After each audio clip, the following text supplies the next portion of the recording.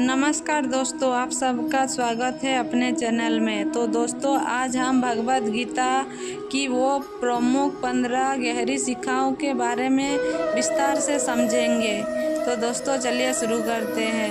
भगवद गीता मानव जीवन का एक ऐसा दिव्य ग्रंथ है जो हमें कर्म, धर्म और जीवन के रहस्य समझाता है। इसमें श्री कृष्ण ने अर्जुन को कर्म और उसके फल के बारे में गहराई से समझाया है। गीता के अनुसार हर कर्म का फल अवश्य मिलता है, लेकिन वह 3 प्रकार से मिलता है। 1 नंबर तुरंत, 2 नंबर इस जीवन में, 3 नंबर अगले जन्म में। इन तीनों प्रकार के कर्म फल को समझना जीवन को सही दिशा देता है।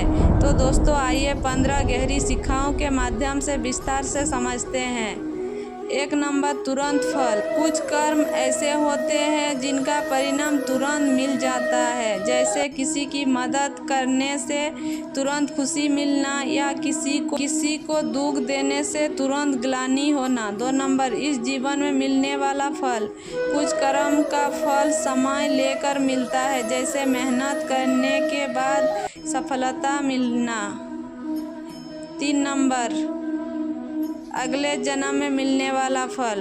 कुछ कर्मों का परिणाम इस जन्म में नहीं मिलता, बल्कि अगले जन्म में मिलता है। यही कारण है कि कई बार अच्छे लोगों को दुख और बुरे लोगों को सुख मिलता दिखता है। तो दोस्तों, आइए 15 गहरी शिक्षाओं के बारे में समझते हैं।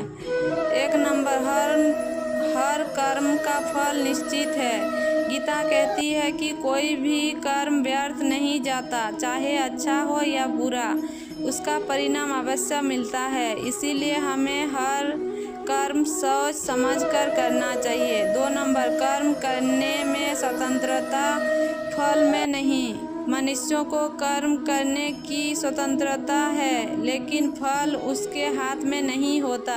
यही कारण है कि हमें फल की चिंता छोड़कर कर्म पर ध्यान देना चाहिए।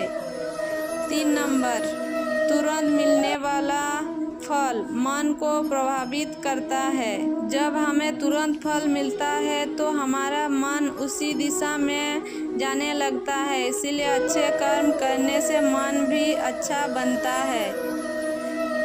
4 नंबर विलंबित फल धैर्य सिखाता है। जो फल देर से मिलता है वो हमें धैर्य और विश्वास सिखाता है। यही जीवन की सबसे बड़ी परीक्षा होती है। 5 नंबर जन्मों के बाद मिलने वाला फल कर्मों की गहराई बताता है। कुछ कर्म इतने गहरे होते हैं कि उनका फल अगले जन्म में मिलता है। यह सिद्ध करता है कि जीवन केवल एक जन्म तक सीमित नहीं है। 6 नंबर अच्छे कर्म का फल शांति है। अच्छे मन से किए गए अच्छे कर्म का सबसे बड़ा फल है आंतरिक शांति। यह तुरंत भी मिलती है और जीवन भर साथ रहती है। 7 नंबर बुरे कर्म का फल दुख है। गलत कर्म करने से मन अशांत हो जाता है। भले ही बाहरी सुख मिले, लेकिन अंदर से दुख और डर बना रहता है। 8 नंबर कर्म फल से कोई बच नहीं सकता, चाहे कोई कितना भी शक्तिशाली क्यों ना हो, वो अपने कर्म के फल से नहीं बच सकता। यह प्रकृति का अटल नियम है। 9 नंबर निस्वार्थ कर्म सर्वोत्तम है। जब हम बिना किसी स्वार्थ के कर्म करते हैं तो उसका फल सबसे शुद्ध और श्रेष्ठ होता है। यही कर्म योग है। 10 नंबर फल की इच्छा ही बंधन का कारण है। जब हम फल की इच्छा रखते हैं तो हम उसी से बंध जाते हैं। यही बंधन हमें दुख देता है। 11 नंबर कर्म का प्रभाव केवल हम पर नहीं, दूसरों पर भी पड़ता है। हमारे कर्म समाज और परिवार को भी प्रभावित करते हैं। इसीलिए हमें जिम्मेदारी के साथ कार्य करना चाहिए। 12 नंबर भगवान सब देख रहे हैं। गीता के अनुसार हर कर्म का लेखा जोखा होता है। कोई भी कार्य छिपा नहीं रहता। 13 नंबर, समय पर विश्वास रखें। हर कर्म का फल सही समय पर मिलता है। जल्दी या देर हो सकती है, लेकिन न्याय अवश्य होता है। 14 नंबर, वर्तमान में अच्छे कर्म करें। भविष्यों को सुधारने का एक ही तरीका है, वर्तमान में अच्छे कर्म करना। यही हमारे आने वाले जीवन को बनाता है।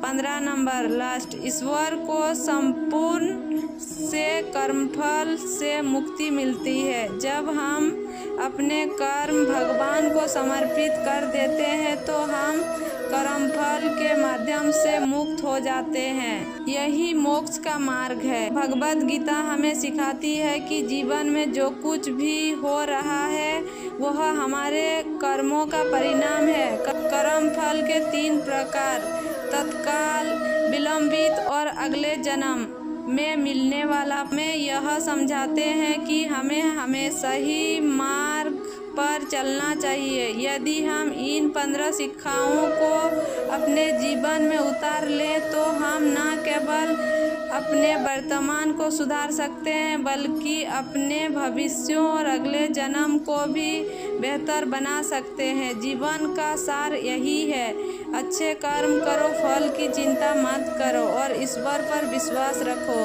जय श्री कृष्णा।